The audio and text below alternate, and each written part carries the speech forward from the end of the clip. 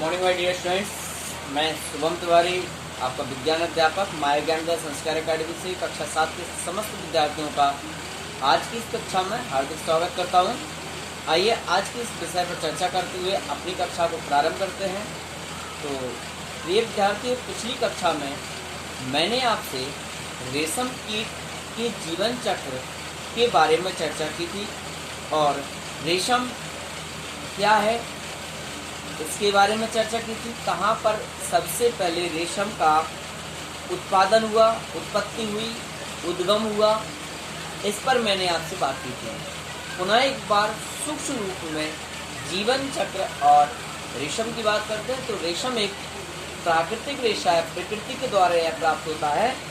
यह हमें रेशम के कीट से प्राप्त होता है और सबसे पहले इसे चीन में प्राप्त किया गया। सबसे पहले इसे चीन में बनाया गया और रेशम के द्वारा बने हुए जो वस्त्र होते हैं वो अत्यधिक चिकनाहट के साथ साथ और बहुत ही मजबूत और टिकाऊ होते हैं और पहनने में बहुत हल्के लगते हैं और अच्छे भी लगते हैं। तो ये तो बात थी विद्यार्थियों रेशम की। अब रेशम कीट का जो जीवन चक्र होता है वो किस प्रकार से होता है, इस पर हम थोड़ा सा गौर करते हैं। तो रेशम का जो कीट होता है वो मोस्टली सहतूत, ओक और अरंडी के पेड़ों की पत्तियों पर इनको पाला जाता है। अब रेशम कीट से रेशम कैसे प्राप्त होता है, इस पर थोड़ी देर से हम आपको चर्चा करेंगे। इसके बाद इनका जो जीवन चक्र है, एक जो मादा रेशम कीट होता है यह सैकड़ों हजारों की संख्या में अंडे देती है और इन अंडों को उनकी पत्तियों पर, उस पेड़ की पत्तियों पर, सहतूत, अरंडी या ओक की पत्तियों पर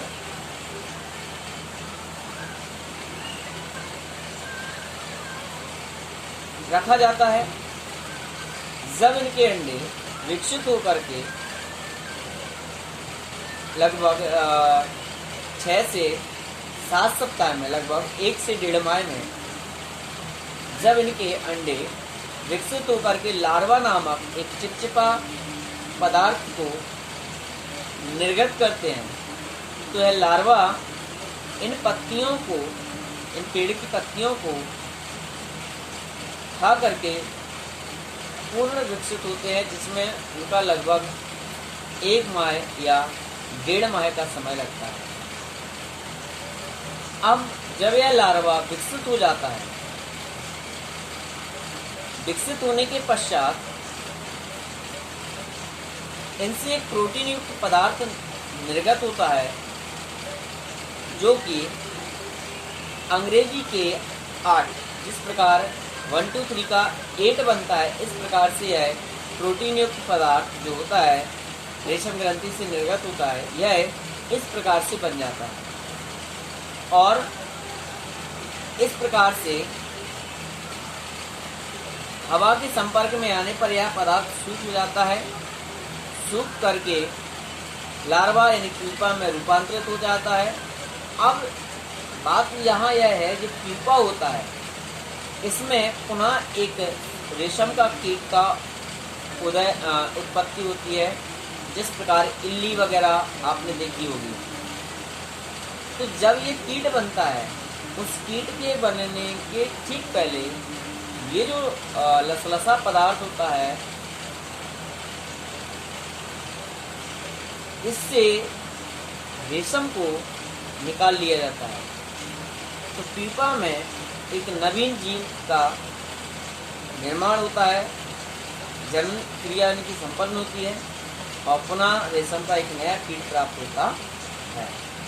इस प्रकार से इनका जो जीवन चक्र चलता है, सबसे पहले अंडे देना, अंडे से लार्वा निकलना, लार्वा से जो उनकी ग्रंथि है उससे एक लस्सीदार पदार्थ निकलना, पदार्थ का कोकून में परिवर्तित होकर के प्यूपा में बदलना और प्यूपा में पुनः एक नए जीव का निर्माण होना, ये इनका जीवन चक्र था। अब रेशम कीट पालन, तो बड़े बड़े जो व्यापारी होते हैं, जो रेशम के व्यापार करते हैं, वो रेशम कीटों का पालन कैसे करते हैं, लोग किसान इनकी कैसे खेती करते हैं। जैसे कि आपने देखा होगा गेहूं, चना, अन्य चीज़ों की फसल होती है, अन्य पैदावारी होती है, अन्य कीटों पशुपालन होता है, मधुमक्खी पालन होता है। इसी प्रकार से रेशम कीट का भी पालन होता है। तो रेशम प्राप्त करने के लिए रेशम कीटों के पालन का जो विज्ञान है वो रेशम कीट पालन या सेरीकल्चर कहलाती है। यहाँ पर एक छोटा सा क्वेश्चन है, सेरीकल्चर किसे कहते हैं। तो रेशम कीट पालन करने की जो प्रक्रिया है, जो पशुपालन है, वो हमारा सेरीकल्चर कहलाता है। अब इनके प्रमुख केंद्र कहाँ हैं?